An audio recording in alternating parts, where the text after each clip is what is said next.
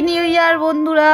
তো নিউ ইয়ারে সকাল সকাল আমি চলে এসেছি দিদি বাড়ি এসেই সবাই মিলে বললাম চল একটা পিকনিক করি। তো পিকনিকের একটা আয়োজন আমরা করে ফেলেছি। তো পিকনিকের আয়োজনে আমাদের কোনো বাইরের আউটসাইড কোনো লোক নেই, আমরা ঘরোয়াই, আমরা দিদিরা আর আমাদের পরিবার মিলে পিকনিক, ঘরোয়া পিকনিক। তো পিকনিকের লাঞ্চে আমাদের অনেক কিছুই ছিল। তার আগে আমি দেখাবো কে কে ছিল আমাদের সাথে। আমার দিদি ছিল, পুতুল দি, দাদা, মাইমা, বাবা, বাচ্চারা সবাই মিলে একদম জমে ক্ষীর পিকনিক। তো ঘরোয়া পিকনিকে আমাদের ছিল বাসমতি রাইস আর কচুরলতি দিয়ে চিংড়ি মাছ, শিম পোস্ত, পেঁয়াজ আর লেবু, ওদের গাছের লেবু কিন্তু বাই দ্য ওয়ে।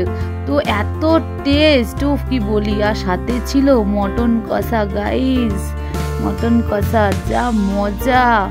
ও দিদির হাতে রান্না খেয়ে মানে কি বলি। আর দিদি যা রান্না করে গাইস একদম হেভি, মানে হেভি।